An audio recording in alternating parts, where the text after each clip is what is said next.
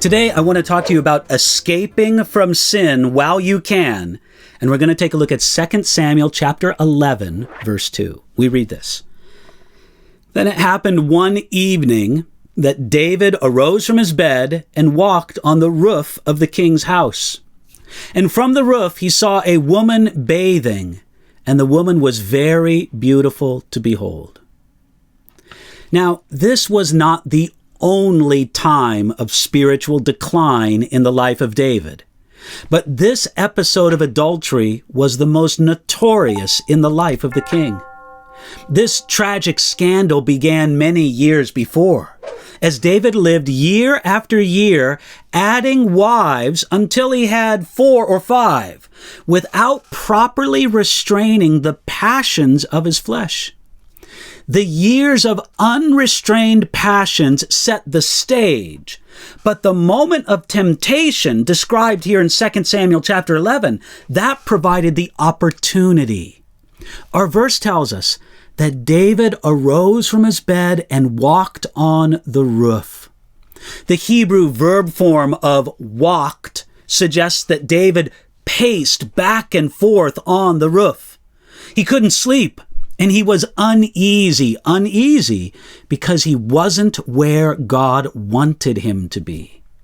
As he paced back and forth, he saw a woman bathing. Now, some people think that Bathsheba was being immodest and knew that she could be seen. Other people think that there was absolutely nothing inappropriate in what she did. Either way, any possible immodesty on Bathsheba's part in no way excused David's sin in any way. Nevertheless, David saw a woman bathing. Now, David's sin was not in seeing this woman. It's unlikely that he expected or planned to see her. No, David's sin was in choosing to keep his eyes on an alluring image after the sight came before his eyes. Christians, both men and women, must learn to never let their eyes or their mind rest on alluring images except for what belongs to them, so to speak, in marriage. Our eyes must bounce off of any impure yet alluring image that comes in our sight. Yet David didn't. He indulged himself a lustful look at the bathing beauty. This shows us that David's many wives did not satisfy his lust.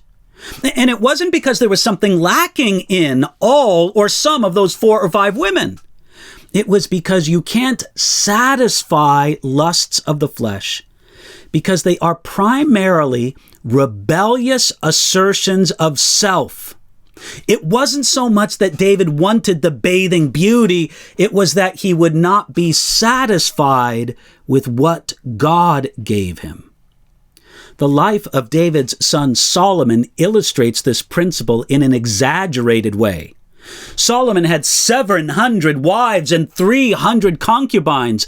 David and Solomon, in an even greater way, show us that if one woman isn't enough, then 1,000 women aren't enough. The problem isn't in the marriage partner you have. The problem is deep within you. Yet, our verse also tells us that the woman was very beautiful to behold. But the real strength of a temptation often does not lie in the nature of the tempting object, but it lies in the state of heart and mind of the one being tempted. Even so, this temptation was not too strong for David, no matter how beautiful the woman was.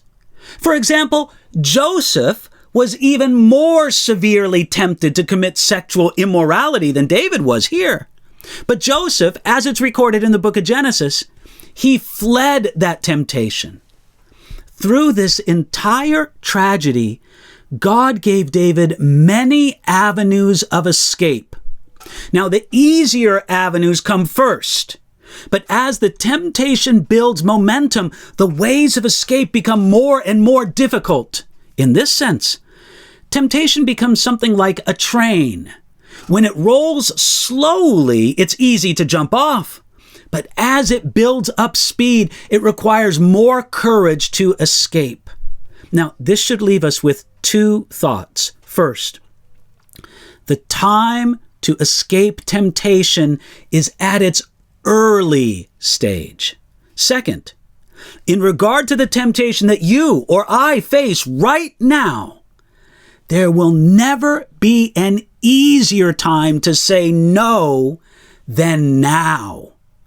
If you think no will be easier to say tomorrow to that temptation, you are mistaken. Perhaps tragically so. Don't let that be you. Say no to those temptations today.